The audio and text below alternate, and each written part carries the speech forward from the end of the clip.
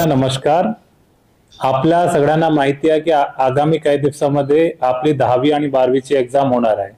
त्या मुलांसाठी हे दोघे एक्झाम खूपच क्रुशियल असतात आणि त्या निमित्ताने त्यांची ही एक्झामची इतकी पूर्ण एक्झामची प्रोसेस आहे ते कॉपी मुक्त व्हायला पाहिजे, अनबायस्ड व्हायला पाहिजे, कोणताही फेवर नाही होणार आहे।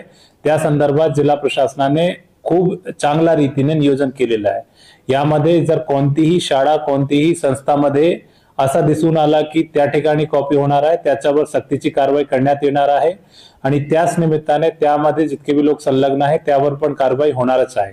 हे मुलांच्या आयुष्यासाठी खूप महत्त्वपूर्ण घटक आहे आणि यामध्ये प्रत्येक मुलाचा चांगल्या रीतीने एक्झाम मध्ये स्वतः तयारी करून बसणे खूप गरजेचे आहे आणि कॉपी या इतर मार्फत जर ते स्वतःची एक्झाम घेत असेल तर त्याच्या कॅरियरवर आणि त्याच्या स्वतःच्या पुढच्या जे स्टडी आहे त्याच्यावर नेगेटिव्ह परिणाम होणार आहे आणि सोबत आपण प्रशासन मार्फत त्या संबंधित विद्यार्थीवर आणि इतर लोकांवर कारवाई करणार आहे।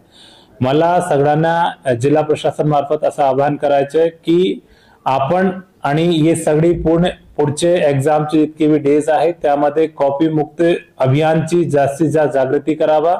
जर असा कोणतीही शाळा कोणतीही संस्था या कोणत्याही ठिकाणी असा दिसून आला त्याची रिपोर्टिंग जिल्हा प्रशासनाला करावा।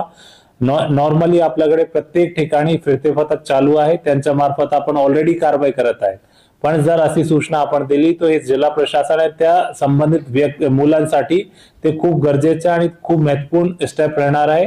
तो यामध्ये माझ्या सगळ्यांना सहकार्याचे आव्हान राहणार आहे आणि असा जर सूचना आली तो आपण पोलीस प्रशासन मार्फत आणि महसूल डिपार्टमेंट मार्फत आपण नक्कीच कारवाई करणार आहे आणि सक्त या ठिकाणी एक्झाम होणार आहे याची आम्ही खबरदारी घेणार आहे। धन्यवाद।